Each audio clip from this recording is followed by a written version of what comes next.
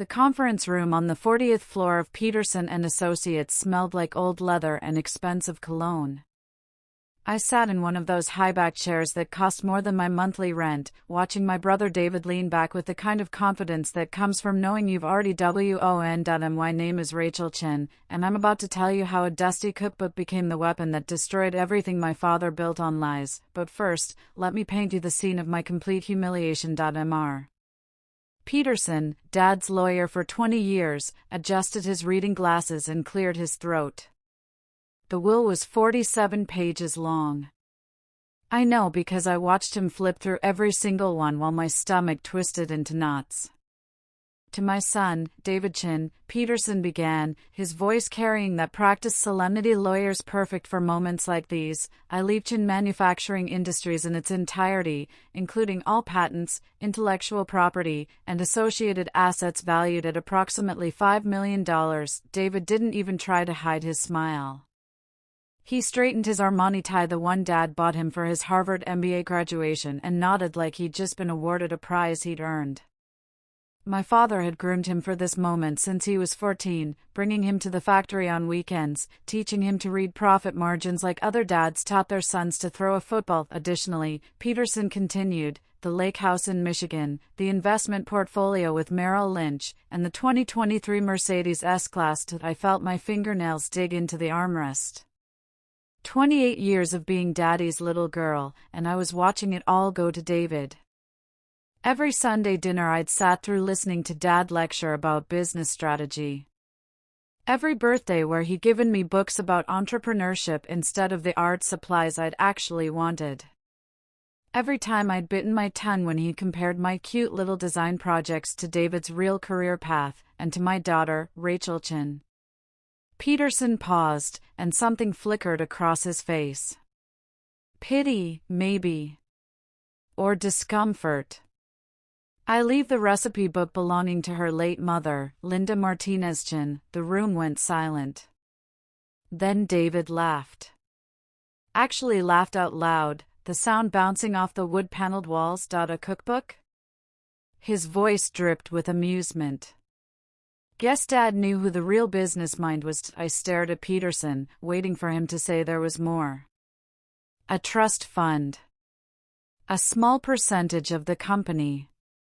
Something that proved I'd mattered to the man who'd raised me, but Peterson just closed the folder and looked at me with those apologetic eyes that said everything his mouth wouldn't. My inheritance from Robert Chen, manufacturing mogul and father of the year, was a stained recipe book my mother had barely touched after the divorce. I walked out of that conference room in a fog.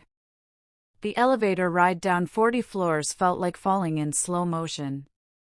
David didn't even bother saying goodbye. He was already on his phone with someone, probably his MBA buddies, celebrating his coronation as the new CEO of Chen Manufacturing. Let me tell you who I am, because it matters for what comes next. My name is Rachel Chen. I'm 28 years old, and I design packaging for a small firm in Brooklyn that pays me just enough to cover rent on a 5th-floor walk-up with a radiator that only works when it feels like it. I went to Pratt Institute on student loans I'm still paying off.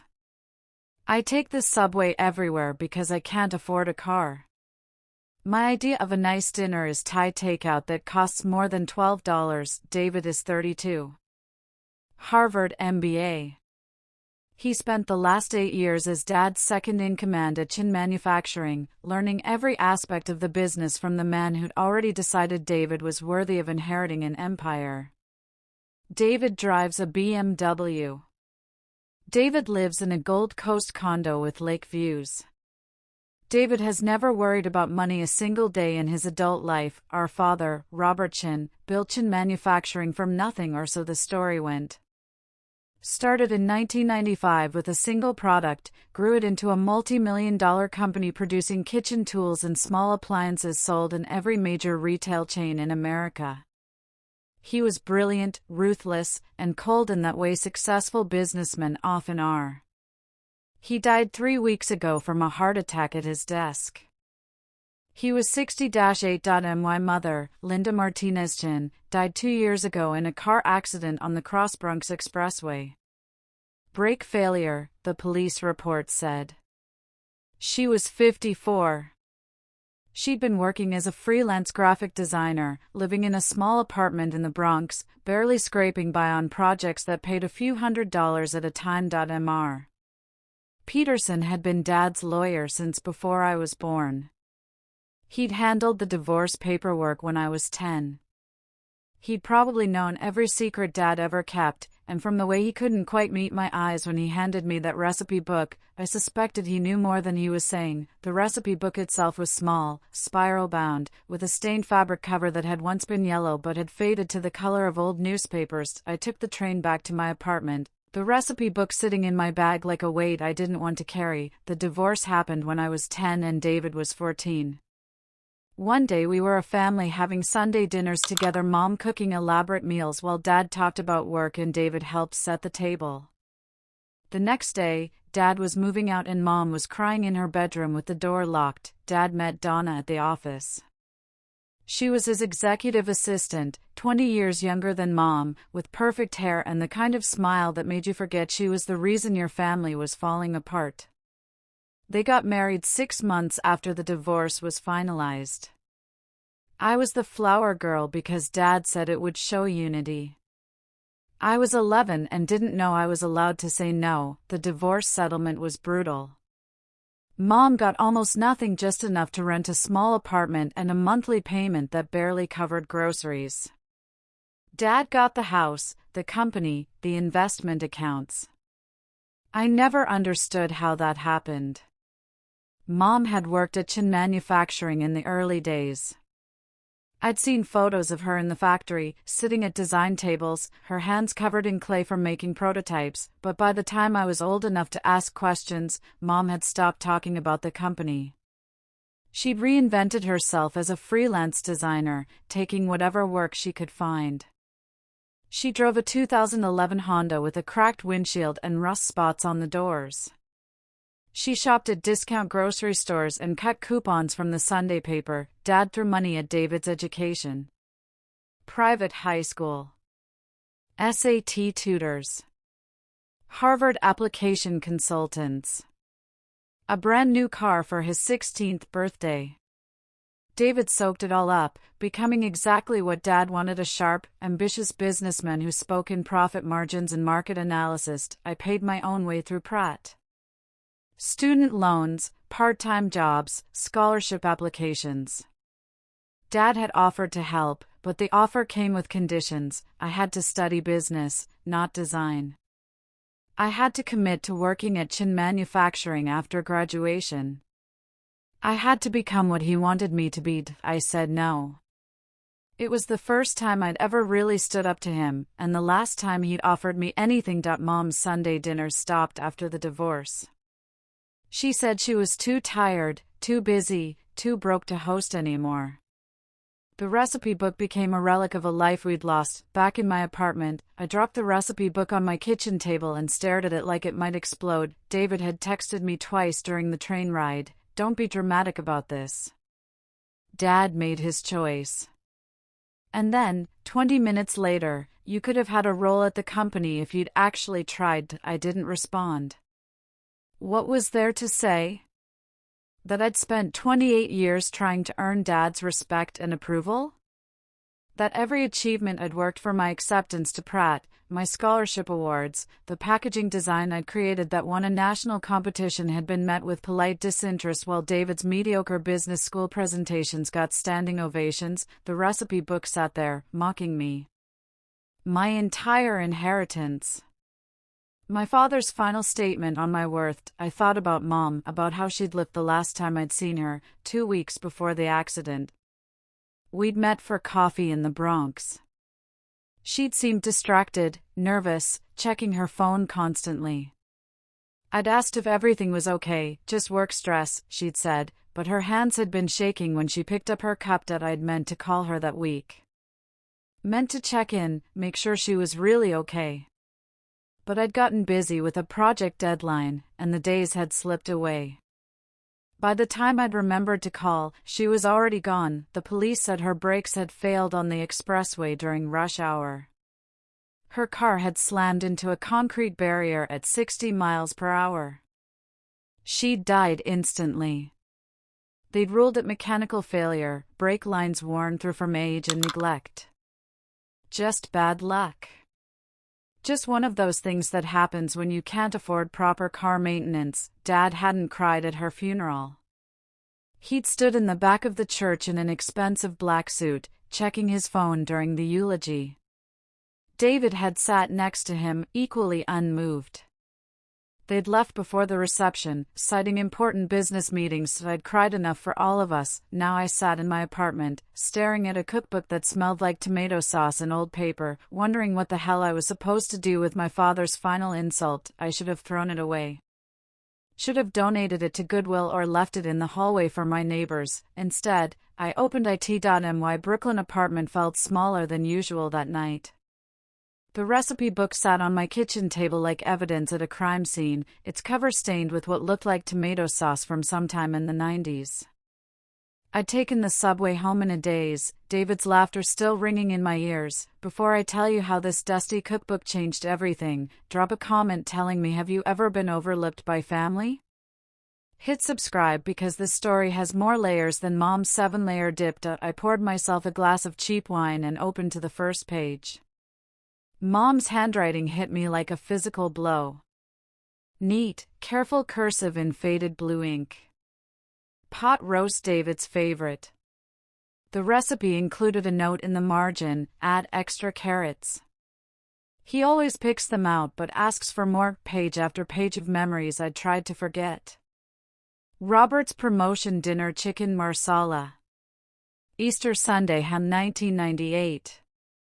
Each recipe was a timestamp from when we'd been a family, before Dad's affair with his secretary, before the divorce that had ripped our lives apart when I was 10 years old. I was about to close it when something made me flip to the very last page. It wasn't a recipe, it was a letter. Addressed to me. Dated March 3, 2023, 3 days before Mom died in that car accident on the Cross Bronx Expressway. My hand started shaking before I even read the first word. Rachel, if you're reading this, your father is gone. I'm sorry for what you're about to learn, but you deserve the truth. I was never brave enough to tell you while we were both alive. Chen Manufacturing was never his. I built it with my family's money after we married. Every patent, every supplier relationship, every foundation stone mine. The Martinez family gave us $800,000 in 1995 to start the company. Robert had the business degree, but I had the designs, the vision, the actual products that made us successful. During the divorce, Robert threatened to prove I was mentally unstable. He said he'd take you and David away if I fought him on anything. I was broke, alone, and terrified. So I signed everything over. Every patent I'd filed. Every design I'd created. My own work, handed to him on paper that his lawyer had already prepared, but I never stopped collecting evidence. For 15 years, I documented everything. Bank transfers. Original sketches with my signature and dates. Emails where Robert admitted the truth to his partners. Voice recordings from when he'd had too much scotch and forgot I was listening. I end the binding of this book, second recipe from the end, you'll find what you need. The company is yours, baby girl. Take it back. I love you. I'm so proud of who you've become despite everything. Mom. The letter fell from my hands onto the table. Mom had known. She'd known Dad would cut me out. Known he'd leave everything to David. Known that even in death, Robert Chen would find a way to make me feel worthless, but she'd left me something better than money. She'd left me the truth. I tore through the recipe book like a detective searching for evidence. Second from the end. Mom had been specific. That would be the pot roast recipe, David's favorite, the one with the note about extra carrots. I ran my fingers along the spine, feeling for anything unusual. There. A slight bump near the binding. I grabbed a butter knife from the drawer and carefully worked at the corner where the page met the spine. The stitching gave way, and something small and plastic fell onto the table. A USB drive. Wrapped in a Ziploc bag, labeled in Mom's handwriting, for Rachel. The truth about Chen Manufacturing.My laptop took forever to boot up. Those 30 seconds felt like hours. When I finally plugged in the drive, a folder appeared, Linda's Evidence 1995 to 2023. The first file I opened was a bank transfer. Martinez Family Trust to Chen Manufacturing LLC. $800,000. Dated January 15, 1995.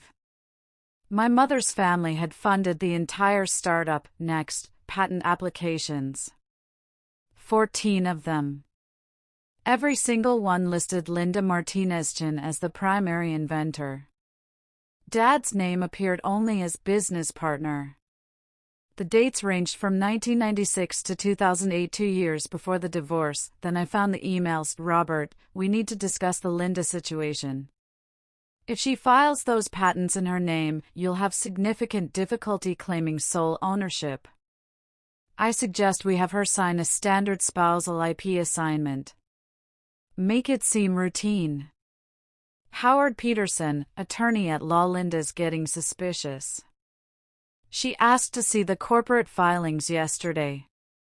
I told her everything was in both our names, but she wants proof.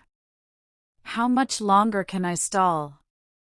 Robert Chen. The divorce gives us the perfect opportunity. File for custody. Document every time she's late picking up the kids, every school event she misses because she's working.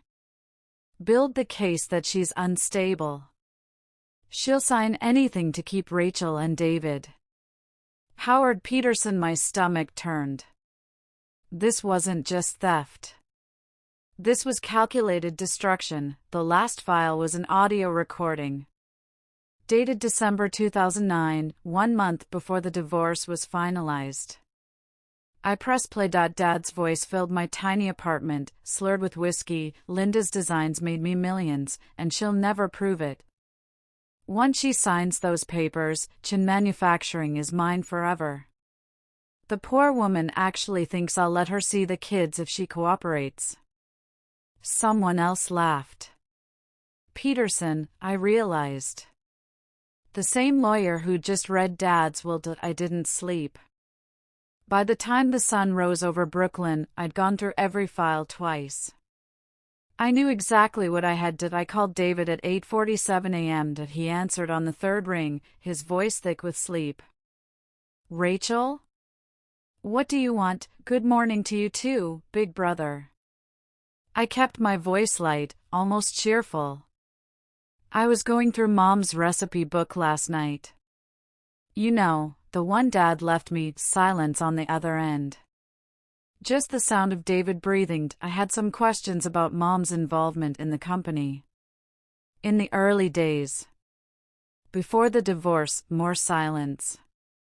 Then, what kind of questions? Oh, just curious stuff.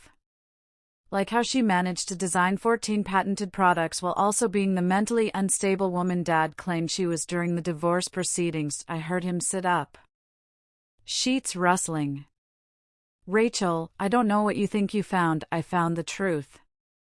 My voice turned to ice.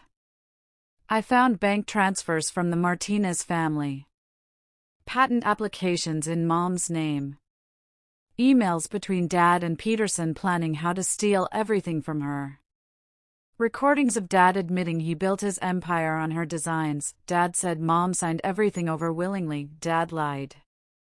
And you knew it. The silence stretched out for 10 seconds. 15. 20. What do you want, Rachel? His voice was different now. Cold. Calculated. The voice of someone doing damage control. I looked at the USB drive sitting next to my laptop. What's mine? I hung up. My phone was still in my hand when my laptop chimed. New email. I glanced at the screen and my blood went cold. From Linda Martinez. Subject: If you found the drive, open this next.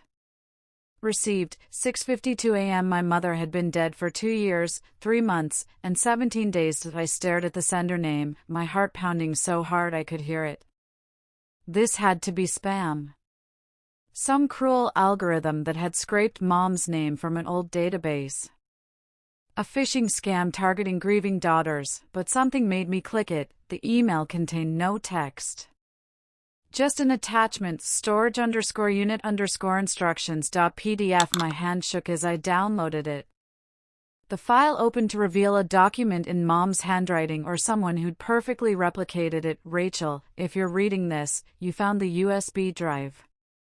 Good girl.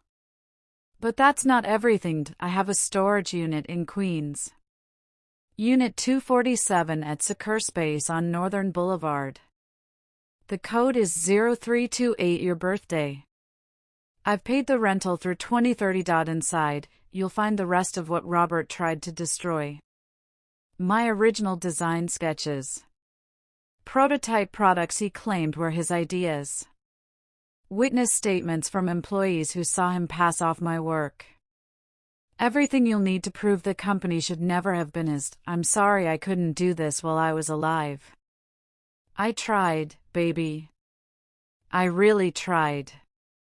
But Robert found out I was gathering evidence again. He said if I didn't stop, he'd make sure you never got anything from him. That you'd be written out of his life completely. I couldn't let him hurt you. So I stopped, but I never destroyed the evidence. I just hid it better. Go to Queens. Finish what I started, Mom. I read it 3 times. Then I grabbed my jacket. The subway to Queens was about to become the most important train ride of my life. Squarespace storage on Northern Boulevard looked like every other self-storage facility in Queens. Gray concrete, rolling metal doors, and a keypad entrance that had seen better days. I'd taken the N train and walked 6 blocks, the morning cold biting through my jacket. Unit 247 was on the 2nd floor, tucked in a corner away from the main corridor. My fingers trembled as I punched in 0328, March 28th, my birthday. The lock clicked open. The unit was 10 by 10, cramped floor to ceiling with cardboard boxes. Someone had labeled them meticulously: design sketches 1995 to 2000, prototype models, kitchen division, patent documentation, original copies, employee testimonies, financial records. I pulled down the nearest box and opened it. Inside were dozens of sketchbooks, each page covered in Mom's precise technical drawings. Product designs I recognized from Chen Manufacturing's catalog, but these were dated years before the company had officially developed them. Mom's signature was on every page, along with detailed notes about materials, manufacturing processes, cost projections. She designed everything: the coffee maker that had won industry awards in 2003. The ergonomic kitchen knife set that had been featured in the New York Times. The food storage containers that had made Dad his first million. All of it came from Mom's hands, Mom's mind, Mom's late nights at the kitchen table while David and I slept. I opened another box. This one contained actual prototypes, rough models made from clay and wood and metal scraps. Each one tagged with dates and notes. Presented to Robert April 12, 97. He loved it.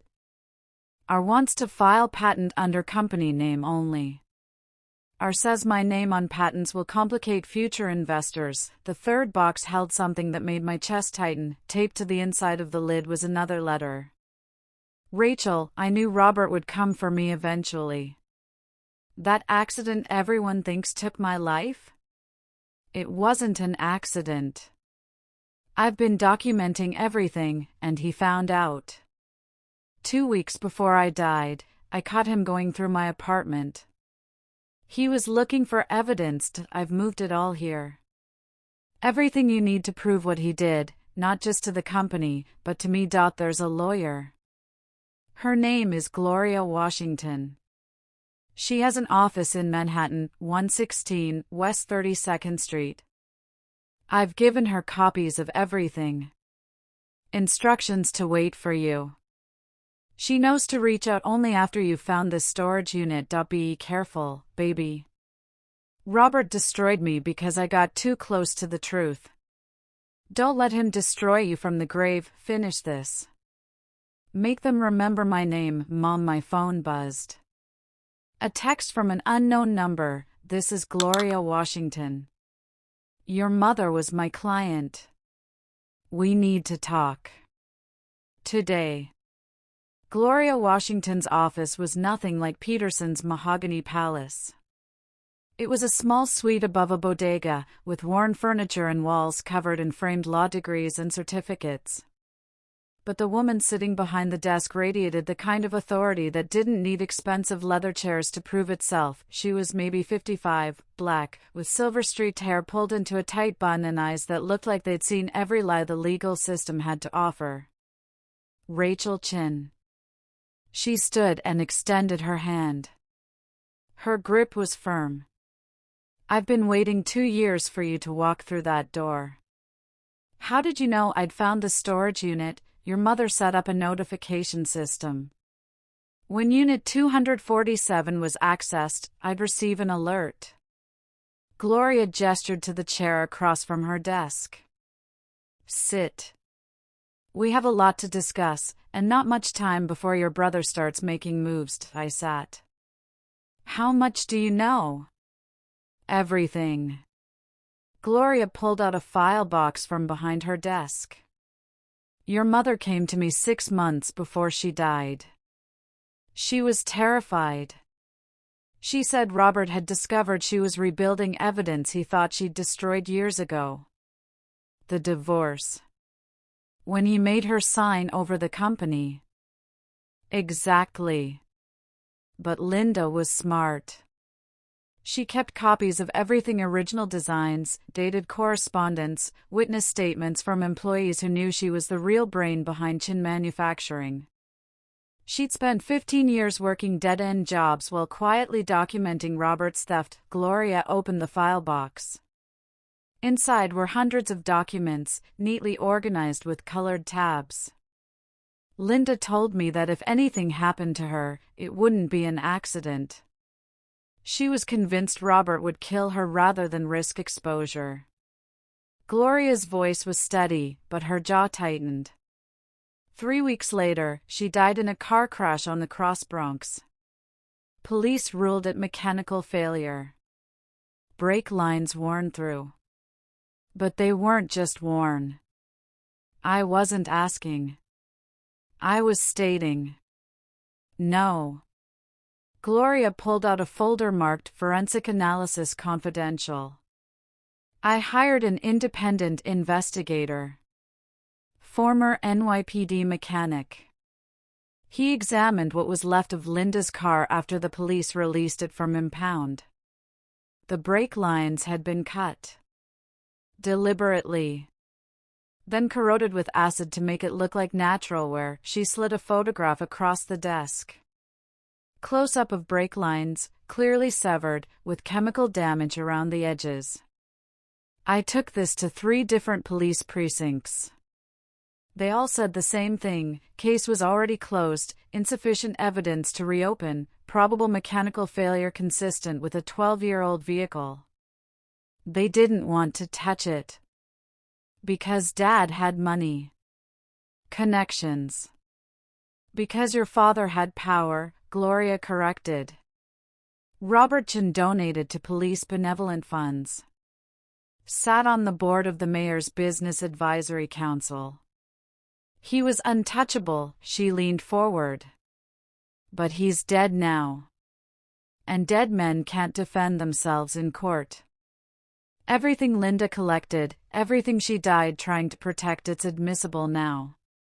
We can take this to civil court, file for theft of intellectual property, wrongful death, and I've already contacted a prosecutor friend about potential criminal conspiracy charges against anyone who helped Robert cover this up. Peterson. The lawyer's name left my mouth like poison. Gloria smiled. It wasn't friendly. Howard Peterson is about to have a very bad week. Gloria spread documents across her desk like she was laying out cards in a poker game where she held all the aces. "Let me tell you who your mother really was, Rachel. Because Robert spent 20 years erasing her from the story." She pulled out a yellowed newspaper clipping from 1994. The headline read, "Martinez Family Expands Manufacturing Legacy." The photo showed a younger version of Mom standing in front of a factory with her parents and 2 brothers. The Martinez family were manufacturers in Puerto Rico for 3 generations. They made industrial kitchen equipment, small appliances, specialized tools. Linda grew up in that factory, learning design and engineering from her father.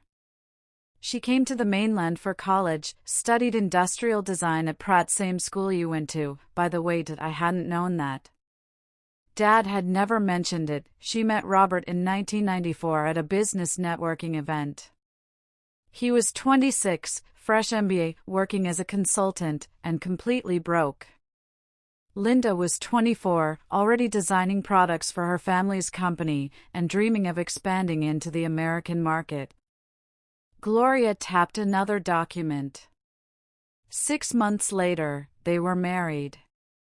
8 months after that, Linda's family gave them $800,000 to start Chen Manufacturing. Why would they do that? Because Linda convinced them Robert had the business connections they needed to break into American retail. And Robert was charming. He knew how to sell a vision. Problem was, the vision was all Linda's.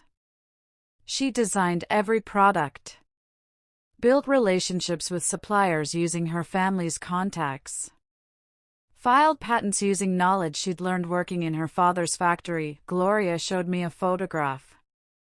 Mom at a trade show in 1998, standing next to a display of kitchen products. In the corner of the image, barely visible, was Dad talking to someone in an expensive suit. That's Robert closing a deal with Williams-Sonoma. Linda's design for an ergonomic vegetable peeler had just won an innovation award. But in the catalog, in the patents, in every piece of marketing material, only Robert's name appeared. Linda Martinez-Chen was nowhere to be found. Why did she let him do that? She didn't. She tried to fight him in 2008, demanded her name be added to the patents. That's when Robert started building his case against her. Documentation of erratic behavior. Testimony from his friends that she was emotionally unstable. A psychiatric evaluation he'd arranged with a doctor he paid. By the time the divorce happened in 2010, Robert had enough ammunition to threaten full custody of you and David. Gloria pulled out the divorce decree. There was a clause in small print: Linda Martinez-Chen relinquishes all claims to intellectual property developed during the marriage, including but not limited to patents filed under Chen Manufacturing LLC. She signed away everything she created to keep you kids. Then she spent the next 15 years trying to prove what Robert had stolen. David showed up at my apartment at 9:30 that night. I knew he was coming. I'd seen him lurking outside my building on the security camera feed, pacing, working up the courage or the anger or whatever he needed to confront me. When I opened the door, he pushed past me without asking, "You're going to destroy this family over Mom's conspiracy theories?" His voice was loud, aggressive. The voice of someone who'd inherited Dad's company and thought that made him untouchable. "You think some dusty files prove anything?" Mom was unstable, Rachel. Dad had doctors evaluate her. She signed those papers willingly, did she? I closed the door calmly. Walked to my laptop. Opened the audio file I'd been listening to on repeat for the past 6 hours. Want to hear Dad explain how he stole everything from her? I pressed play. Dad's voice filled the room. Drunk, boastful, cruel, Linda's designs made me millions, and she'll never prove it. Once she signs those papers, Chen Manufacturing is mine forever. The poor woman actually thinks I'll let her see the kids if she cooperates. David's face went white. That's not, he wouldn't. I played the next clip. Peterson's voice this time: "Robert, if Linda keeps digging into the original patents, we're going to have a problem. I suggest we handle this more permanently." Dad's response, chilling in its casualness: "I'll take care of it. Linda's car is old. Things break. Accidents happen." The recording ended. David sat down hard on my couch. All the fight had drained out of him. His hands were shaking. He killed her. His voice was barely a whisper. Dad killed Mom. And I helped him. I testified at the divorce that Mom was acting crazy, that she was forgetting to pick us up from school, that she was obsessed with the company. He told me she was just being vindictive, that she wanted to ruin him, she wanted what was hers. I didn't know. David looked up at me, and for the first time in years, I saw my brother not Dad's protege, not the MBA graduate, but the scared 14-year-old kid who'd lost his mother and believed every lie his father told him. That I didn't know he was a murderer, Rachel. I swear to God, I didn't know. Gloria filed the lawsuits on a Monday morning. By noon, every major news outlet in Chicago had the story: a civil suit for theft of intellectual property, 14 patents valued at approximately $12 million, stolen from Linda Martinez-Chen between 1995 and 2010. Wrongful death suit, alleging Robert Chen orchestrated his ex-wife's murder to prevent exposure of his theft. Criminal referral to the Cook County State's Attorney, requesting investigation into conspiracy to commit murder, with Howard Peterson named as potential co-conspirator. David called me 17 times that first day. I ignored 16 of them. On the 17th, I answered, "Rachel, please." His voice was desperate, cracking. "We can settle this. Take the company. Take everything. Just don't do this to Dad's name. Please. Mom's name deserves to be on everything she built." My voice was steady. Cold. Every patent. Every product. Every piece of marketing material. The world needs to know that Robert Chen was a thief and a murderer. He was still our father. He killed our mother. Your father died the moment he cut those brake lines. I hung up. Gloria stood in the doorway of her office, arms crossed, something like pride in her expression. "David's lawyer just called me. They want to negotiate." She walked to her desk, pulled out a legal pad covered in notes. "They're offering full ownership transfer of Chen Manufacturing, plus $2 million in damages, if we agree to seal all records and drop the wrongful death claim.No. Good." Gloria smiled. "Because that offer tells me they're terrified. They know what we have. They know it's bulletproof. And they know that once this goes to trial, Robert Chen's reputation gets destroyed in open court. My phone buzzed. A text from David: "Dad's lawyer says you're trying to ruin a dead man who can't defend himself. You're doing this for money. Everyone will see through you." I showed Gloria the message. "Let me guess, they're going to paint you as the greedy daughter who couldn't accept Dad's business decision." Gloria was already typing on her computer. Standard playbook. Character assassination. Make the victim look like the villain. So what do? We control the narrative. Gloria turned her laptop screen toward me. "Tomorrow morning, we're holding a press conference. We're going to tell your mother's story. All of it. And we're going to let the evidence speak for itself." The headline hit the Tribune's website at 6:47 a.m. "Dead Woman's Recipe Book Exposes Decades of Theft and Possible Murder." By 8 a.m., it was trending nationwide. By 9:00 a.m., David was on the local news doing damage control. He wore Dad's favorite navy suit, the one he'd kept after the funeral like some kind of inheritance trophy. "My sister is grieving," he told the camera, his voice smooth, practiced. "She's angry that Dad left the company to me, and she's latched onto these conspiracy theories about our mother. It's sad, really. Mom struggled with mental health issues. Dad had documentation of that. Rachel is rewriting history because she wants money." I watched from Gloria's office, my coffee going cold in my hand. "He's good," Gloria muttered. "Almost believable. That's going to sway some people, and not for long." I pulled up my phone and uploaded the audio file to a private server. Then I sent the link to 3 journalists I'd been talking to for the past 24 hours. The recording went live at 10:15 a.m. Dad's voice, drunken, boastful. Linda's designs made me millions, and she'll never prove it. The internet exploded. Within an hour, David's carefully constructed narrative collapsed. Comment sections filled with outrage. Legal analysts on cable news dissected the recording, confirming it could be admitted as evidence. Business ethics professors called it one of the most clear-cut cases of intellectual property theft they'd ever seen. David's phone call came at 11:30. You released that recording. Not a question. An accusation. I released the truth. You're destroying everything Dad built. Dad didn't build anything. Mom did. And everyone's going to know it. The silence on the other end lasted so long I thought he'd hung up.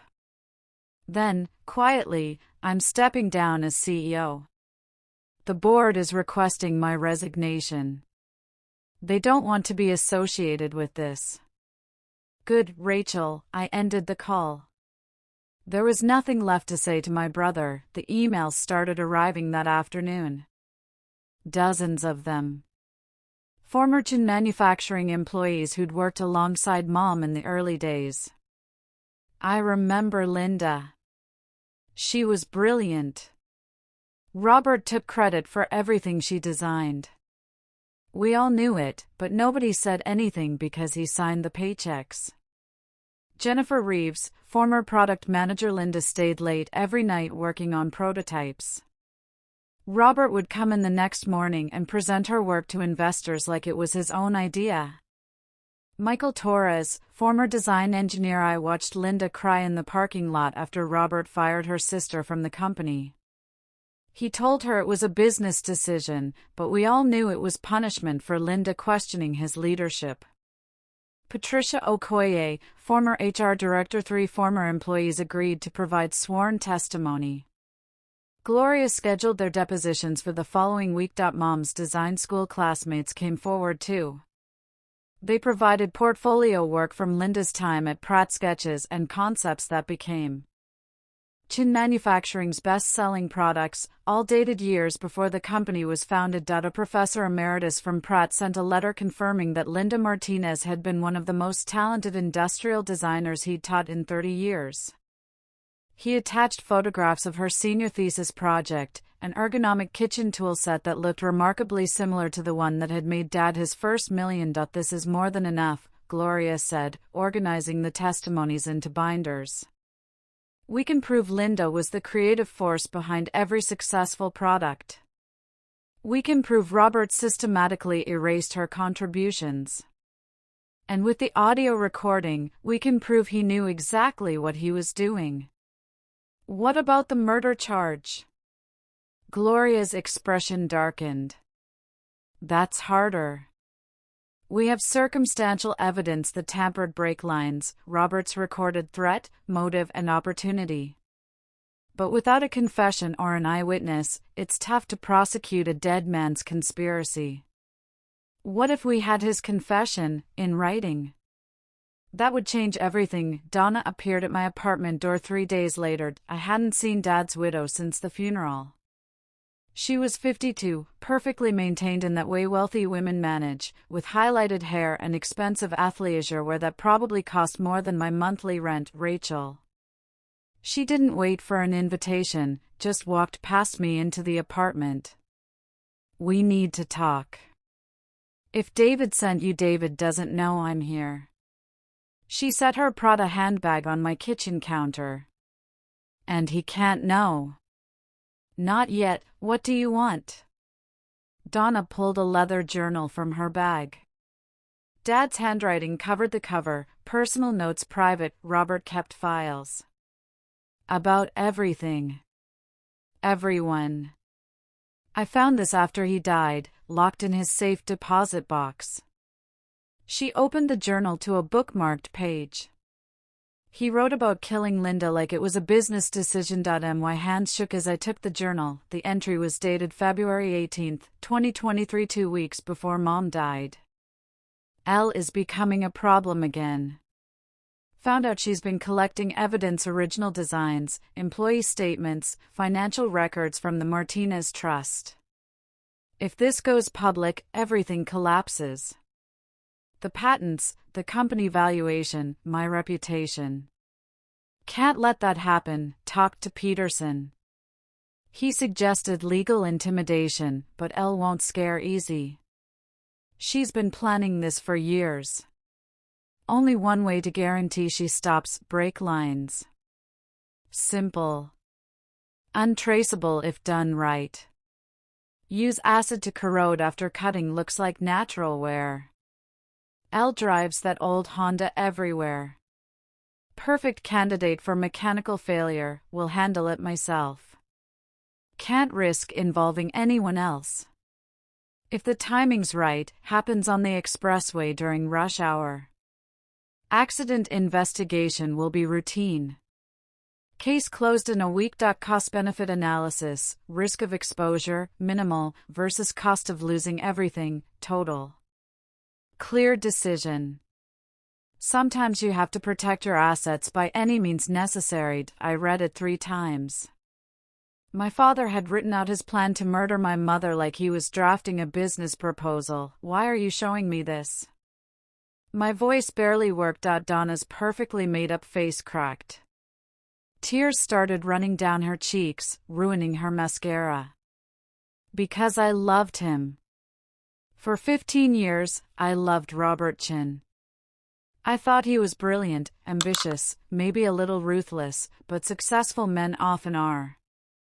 I didn't know he was a monster. She pulled out her phone and showed me another photo. More journal entries. If Donna ever threatens to leave, same solution.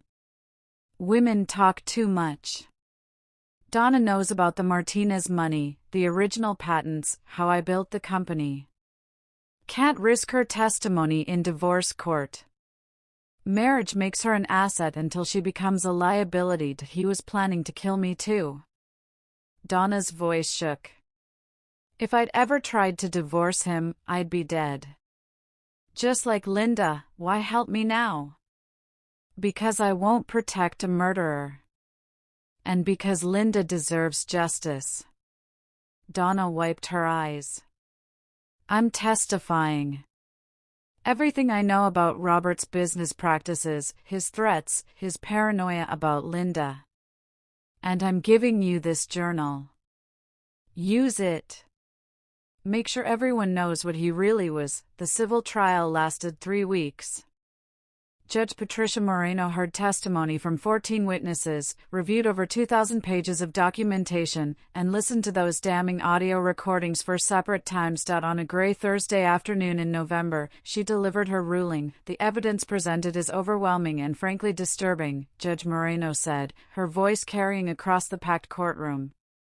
Robert Chen systematically stole intellectual property from his wife, Linda Martinez-Chen, over a 15-year period. He coerced her into signing away rights to inventions she created, using threats against her children as leverage. The court finds clear and convincing evidence of fraud, theft of intellectual property, and conspiracy. I sat between Gloria and Donna, my hands gripped so tight my knuckles were white. Furthermore, Judge Moreno continued, the personal journal provided by Donna Chen, combined with forensic evidence and witness testimony, establishes probable cause that Robert Chen orchestrated the death of Linda Martinez-Chen on March 6, 2023. While this court cannot prosecute a deceased defendant, I am forwarding all evidence to the Cook County State's Attorney for criminal investigation into any living conspirators. She looked directly at me. Chen Manufacturing Industries, all associated patents, assets, and intellectual property shall revert to the estate of Linda Martinez-Chen. As her sole heir, Rachel Chen is hereby declared rightful owner. Additionally, David Chen is ordered to pay restitution of $400,000 for his role in concealing evidence of his father's crimes. David sat at the defense table, his expensive suit looking wrong on him now. He'd aged 10 years in 3 weeks. When the judge's gavel fell, he didn't even look up. Peterson was already facing disbarment proceedings. The state's attorney had charged him with conspiracy to commit fraud and obstruction of justice. His law firm had removed his name from the door outside the courthouse. Reporters swarmed us. Gloria handled most of the questions, but one reporter pushed through to me directly. Rachel, what are you going to do with the company now? I thought about Mom. About the recipe book. About all those years she'd spent working dead-end jobs while Dad got rich off her designs. I'm going to make sure everyone knows who really built it. The company sign came down on a Monday morning in December. Workers and safety harnesses removed. Chen Manufacturing Industries letter by letter while I watched from the parking lot.by. Tuesday afternoon, the new sign was up, Martinez-Chen Manufacturing. Mom's name first. Where it always should have been, inside the lobby, I'd hung a 6-foot portrait of Linda Martinez-Chen at age 26, standing in front of her family's factory in Puerto Rico. The plaque beneath it read, Founder and Chief Designer, 1995 to 2010.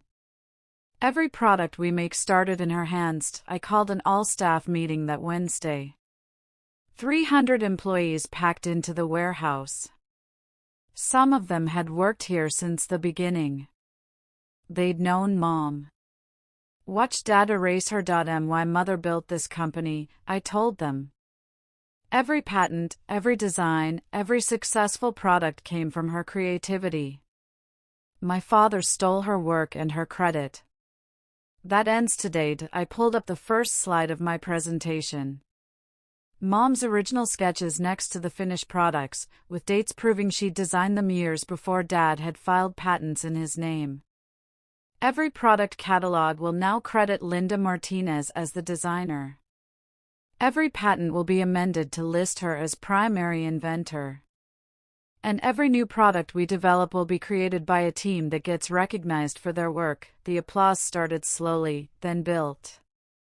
Some of the older employees were crying. After the meeting, Patricia Okoye found me in the hallway. She'd been working here for 23 years. Linda would be proud, she said, squeezing my hand. We always knew. We just couldn't say anything. You can say it now. David filed for bankruptcy 2 weeks later. The restitution payment, combined with legal fees, had wiped him out. Last I heard, he was working quality control at a competitor's facility in Indiana. Entry level. Hourly wages. The life Mom had lived while he and Dad enjoyed her stolen success. I kept the recipe book on my desk at the company. Some days I'd flip through it between meetings, reading Mom's notes, remembering Sunday dinners before everything fell apart. 3 months after the trial, I noticed something I'd missed before. The back cover felt thicker than it should. I ran my fingers along the inside edge and felt a slight separation in the binding, another hiding place. I carefully peeled back the inside cover. There, tucked into a pocket Mom had created, was one more letter. The paper was different, newer, like she'd written it more recently.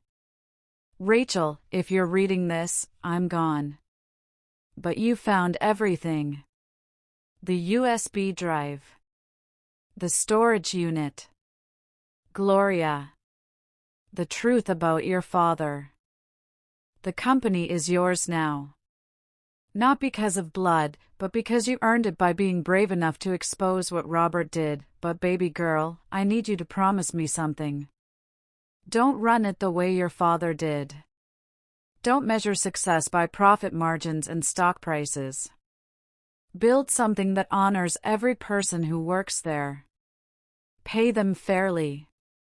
Credit their ideas. Make things that matter to real people living real lives. And Rachel, forgive David, I know that's hard to hear.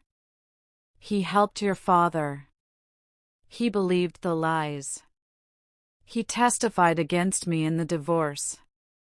But David was 14 when Robert started poisoning him against me. He was just a kid who wanted his father's approval. Your brother is a victim too. A different kind than me, but a victim nonetheless. Robert molded him into a weapon and aimed him at both of us, gave him a chance to be better than what Dad made him. Not for David's sake. For yours. Carrying that anger will destroy you the way it almost destroyed me. I love you. I'm so proud of you. Make beautiful things, Mom. I read it 5 times. Then I picked up my phone and called David. David's voice when he answered was hollow. Rachel. I restructured the company. Profit sharing for all employees. 20% of annual profits distributed based on seniority and contribution. The first checks went out yesterday. Silence. Then, that's good. Mom would have liked that. I found another letter. In the recipe book. I paused. She asked me to forgive you. I don't deserve forgiveness, probably not. But Mom thought you deserved a second chance. I took a breath. There's an opening on the design team. Entry level. No management. No decision-making authority. You'd be working under Patricia Okoye, and she doesn't take any crap. If you mess up once, you're gone. The silence stretched so long I thought he'd hung up. Why? His voice cracked. After everything I did because Mom asked me to. And because she taught me that people can be better than the worst thing they've done. I looked at Mom's portrait hanging in my office. I'm not ready to forgive you yet, David. Maybe I never will be.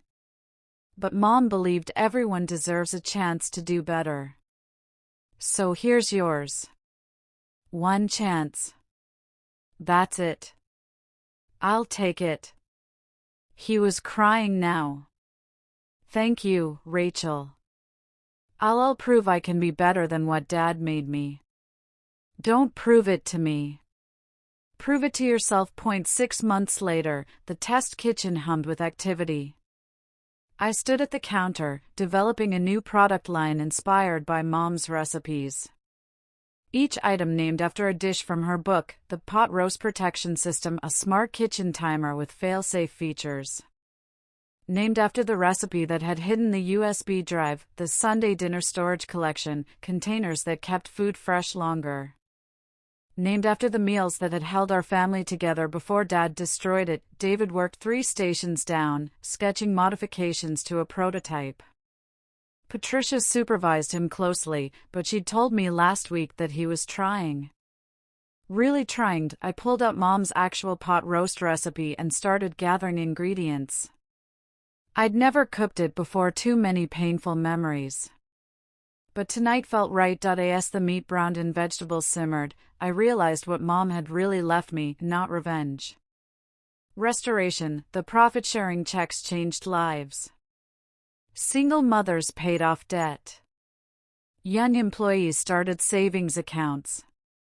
3 people bought their first homes. Patricia cried when she opened hers. Linda fought for us, even when we couldn't fight for ourselves. You're finishing what she started. The company tripled its revenue in year 1 under my leadership. Not because I was brilliant, but because people work harder when they're treated fairly. When their ideas get credited. When they share in the success they create. Mom knew that. Dad never learned it. I found David one evening, still at his desk at 7 p.m., refining a design for a new ergonomic kitchen tool. He looked up when I approached. I think Mom would have liked this, he said quietly, showing me his sketch. I studied it. Clean lines. Practical.